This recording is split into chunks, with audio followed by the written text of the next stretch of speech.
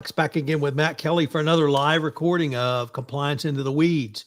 Today, we're going to take up a blog post that Matt wrote last week and the facts around the Hanes brand cyber attack. So, Matt, first of all, welcome back. Hello, Tom. Good to be here. So, Matt, we had a massive cyber breach at Hanes brand. Lots of interesting aspects to this. I think we'll probably be learning more about this matter. But what struck you at this point about this matter? Well, so this was really interesting because the backstory is that Hanes, its second quarter earnings report last week, and that quarterly report terrible, and that is not a surprise. We could get into a little bit of that. But amidst the bad numbers, Hanes also gave more disclosure of a cybersecurity attack it had previously announced in May, right after the thing happened. But most disclosures we see from companies about cybersecurity attacks, they are actually privacy breaches. The company ends up reporting, we suffered this breach, we lost this many milliards, and it's going to cost us this much money to fix everything. And that's not what we saw with Hanes. They have a privacy breach. They had a ransomware attack where a order fulfillment system knocked offline for 3 weeks, and therefore they lost about $100 in sales for the quarter. $100 million, that did not happen. We rarely see disclosures like this about a ransomware attack where you're not talking about revenue you never received because your operations were tied in knots. So that on itself is worth looking at. And because the SEC has these proposed new rules for disclosing cybersecurity events, this is very instructive for if you did suffer like Hanes, and we all know a lot of companies do, and they're not saying much about it right now, but if you did, how we think through questions of materiality and internal controls, and what is or is not an effective internal control, and how you should be thinking through a lot of these issues with these new forthcoming cybersecurity disclosures that CC is going to adopt sometime soon. I don't know when, but that's coming. So for various reasons, the Hanes case is really interesting for compliance officers, CISOs, and audit executives to think through, how would you navigate these sort of issues? So, Matt, certainly the headline grabber was the $100 million in lost sales. What struck me as significant about this matter initially was that we had, for the first time, a very early reported above the line or top of the line loss, and that was the $100 million in sales, not a cost afterwards. But also, this was not the first report by Hanes on their breach. They had previously reported it as well. And the question that I immediately had when I saw the headline last week was one that you addressed in your blog post was, when is it appropriate, or at what point, and here I'm referring to the proposed SEC regulations, when will it be appropriate to report a cybersecurity breach, i.e. when does it become material? Within 4 days of the breach, how would you know? You walked through some proposed calculations. Could you tell us how you thought through that issue? Sure. So what Hanes did do is, according to its SEC filings, the ransomware attack, they discovered it on May 24th. By 1 week later, 31st of this year, they disclosed very briefly, we have a cybersecurity attack. It is a ransomware attack. We are investigating the implications. And that was pretty much all the disclosure from May. But it happened about 7 days after the attack was discovered. Now, fast forward to, I think it was August 11th was the date of the 10 filing. They announced, well, it was a ransomware attack, disrupted our supply chain operations. Our order fulfillment were down for 3 weeks. It cost us $100 million in revenue, $5 million lost in operating profit, cents cut from our share. So like some pretty fulsome disclosure, but it came several months after that initial news that we have this happening. If you do Haynes reported $1.5 billion in sales for the quarter. And they said the ransomware attack cost about $100 million. Implies that they would have 1.6 billion. They lost 100 million because of the ransomware. The math, that means the ransomware attack cut their projections by 6.2% for the quarter. That is a material item, period. 6.2 is an enormous percentage for anything. Material loss could probably be somewhere as low as 1 or 2%, depending on exactly how you fuss over the details. But a breach or a rank of that nature, of that magnitude, that is material, should be disclosed. However, that's not actually what SEC rules right now. Right now, you have to disclose these things when they are material, and it's kind of vague when you should disclose it, but certainly by the time the next 10Q rolls around. That's what Haynes did. But under the proposed rules, you would have to disclose within 4 days of deciding that the attack material, not 4 days from when the attack happened. So you wouldn't have to disclose all that stuff on May 28th because it happened on May 24. Figuring all of that out in 4 days is probably going to be very, very difficult for a lot of companies. But 4 days after you realize, oh crap, this is material, that's when you would have to file a disclosure, not like what we saw in the 10Q. It was nearly 3 months later or 10 weeks later. But what they did put in the 10Q on August 11th was actually pretty on point for what he wants to see. How did it happen? Roughly, is it still ongoing? No, it's not. Are you still remediating? I think yes, we're. How much did it cost? Probably $100 million. Like there's a checklist that the SEC would like you to see, and they nailed it. But it was 10 weeks after they had this thing. If you think it through, looking at a material loss in sales, we'll be able to see that we think this is going to be our number for the sales for the quarter. Therefore, 1 or 2% of that would be material. You would wind up having to track what are the potential losses that you have for every hour you're sitting on, or every day, or however you want to measure it. But some capability to figure out how much is ransomware costing me in operations I'm not executing. And as those losses start to tick up, eventually they're going to hit a threshold for, and I was expecting the report in another 3 months when I file the 10Q. Now it's material, and now you have 4 days to figure it all out. That's the sort of challenge we are going to encounter very quickly once the SEC does adopt these rules. And I do think they're pretty much going them the way they're proposed. I haven't heard anybody say anything different yet. So you're going to need several capabilities of measuring what is material, what are your most important systems, how much revenue do they bring in, how much money are you losing through if they're down, all sorts of little calculus equations you're going to need to start running. That's what's going to have to be necessary to achieve the cybersecurity disclosure that we're all hoping to see. So Matt, one other issue that came up for me, and it was re-emphasized to me in your blog post, was you talked about several of the different corporate functions which would need to be involved to gather this information, make the decision, then make the appropriate disclosure. And I've worried, or at least thought about, how holistically companies need to view or review these matters. Should IT be in the room with compliance, in the room with legal, in the room with HR, in the room with senior management, in the room with comms, and probably a whole host of others? Or do you simply see companies reporting up the chain, IT, up to the chief information security officer, or who then reports to the CEO, who then reports to the board, who then instructs the CEO to take action, sort of up and down the chain? Any real thoughts on a holistic approach, or do you still get the sense that corporations are very siloed in this data and information, and so it's making it cumbersome to analyze and then report it?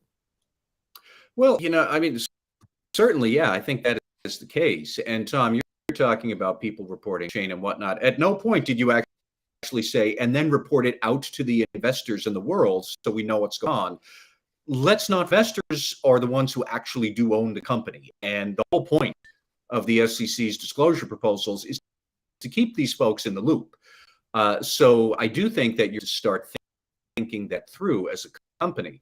And, as much as we should have probably IT and legal and compliance and corporate comms in the room to figure out what to do after each, sort of like to the right of the big boom, they actually need to be together and planning a lot out to the left of the boom before the event ever. For example, like I said, you would need to know which systems are actually mission critical for what supports the income statement revenue. If the hackers had knocked down Hanes corporate cafeteria for 3 weeks and everybody had to bring in their own food, yeah, that stinks. But ultimately, that's not going to cost $100 million in sales. Maybe if they had locked out R&D function for 3 weeks, would that cost $100 million in sales? Probably not. I don't know. Maybe they're designing some new pair of underwear or something, but I don't think that would really disrupt things right away. No. What are our most important systems? What vendors, providers are supporting that system? How important are they? And if they go down, do we lose $30 a minute in sales? Do we lose $5 a minute in sales? Is that a lot? You would need to talk with your finance team to remember what is an actual material amount. And let me just do that terrible cue that Haynes had thrown out. Actually lost 238 million in sales. That million in sales lower than the go period. So there were other issues. Haynes was already going normal routine business issues that, like I said, they're going through some stuff. They had a terrible quarter. They're in transition. Sales were already going to be lower than the year ago period anyway. So they weren't exactly sure where sales were going. And if you don't know where sales are going, it will get hard to figure out. So what's a material loss? Cyber event. So you'd need to keep track of all that, and what are the actual materials based on where our financial projections are. And those projections are in flux. So you would have to think that through. There's a whole lot of would have to happen there to make sure that when the incident strikes and when the boom is, you are in position to get ahead of it, or at least make sure that it is as small and minimal as necessary and no bigger. But that's going to require thinking through what are our collaborations and processes and capabilities that we're going to have to figure out in order to meet these disclosures, or at the least, not subject to the SEC. Even if for whatever reason the SEC never adopted these rules, there are going to be other parties who want to know what happened here, Haynes, or what happened to your business. I'm your customer. I'm your supplier, private equity backer on board. I want to know what's going on. And you're not going to tell me for 10 weeks for real. That's not going to be acceptable. So the more that any business can think through these capabilities you'll need, the better shape you're going in, whether it's to disclose to the SEC or to anybody else who has controlling the purse strings or otherwise has you hairs, that they want to know what's going on. That's why all of this matters. You articulated a long list of potential stakeholders that would want to know this information. Let me maybe zero in on one that came up for me when you went through that list, and that is suppliers. We typically think of suppliers as having to certify to an end-using customer, here Haynes, not Haynes customer, but Haynes itself, that they have an appropriate level of cybersecurity. They have a SOC 2 certificate. Their employees have been trained, a variety of different cybersecurity standards that could be put in place. But what if you're a supplier and your customer, once again, Haynes or other manufacturer, sustains a breach? Do you as a supplier then begin to ask questions of that customer? Could your breach somehow impact us if it got back to us? Do we need to now assess your cybersecurity capabilities as well? Quite potentially. Yes, it would depend on your exact IT people will call it dependencies of your software systems and your customers. When Target suffered its famous breach in 2013, that happened because somebody had hacked into the HVAC system vendor that Target used, and then went there because they had electronic bill pay, and they went from the HVAC system into Target's financial system. In theory, that would go both ways. So you could wind up wondering, are they going to hack into Hanes systems that then would somehow to me and my shipping and ordering? That's a possibility. More pressing for some suppliers and practically is just what if your customer can't take delivery of your stuff 3 weeks? What if it's perishable? Well, are you going to then ship it to somebody else, another customer of yours, and maybe send your raw there? And then with your Hanes, what do you do 3 weeks later? Open the loading bays, but now your supplier has taken all your goods and sent them to somebody who actually could accept them. There's all sorts of operational ways that this could be very sticky. But yeah, totally, suppliers would be somebody who would have some questions to ask here. Up to, are we the ones responsible for this? We were hacked. We didn't know it, but we were just the vector to Hanes because they're a bigger company that could pay them some. There's a lot that we don't know about what this attack actually was and how it happened. Well, and that brings me to my next point. Any sense, hint, or other intel around how this attack may have occurred? No, yet, other than to say it disrupted the supply chains, but we don't know. So did this happen because a Hanes employee for a phishing attack and implemented the malware directly? Happened because somebody hacked into one of Hanes or tech vendors did they forget to patch software? Did Hanes forget to patch its own software? We have no idea. But Tom, that I would want to bring up, actually, first I should say we don't know as a member of the public. It's not clear if Hanes has or hasn't got a good sense of how this attack happened, but they haven't actually. But for the rest of the risk and audit and audience, the point that I wanted to bring up was just imagine if the Hanes attack happened in the physical world. What would that look like? It would look like a couple of thugs changing on your warehouse and your loading bay, and then couldn't reopen the locks for 3 weeks, and you lose 100 million in sales. If that actually happened at a business, there would be so much hell to pay for the management team. You hardly know start. Certainly, the shareholders would sue. If you are, say, a maker of retail goods like Hanes is, and you can't ship things to retail outlets, they're going to be unhappy. Maybe they're going to source their underwear from a competitor. I already mentioned if your suppliers stuff to the loading dock, they might just go down to the next underwear and you don't have raw materials when you're finally ready for it. Customers might be unhappy, suppliers might be, investors will be unhappy.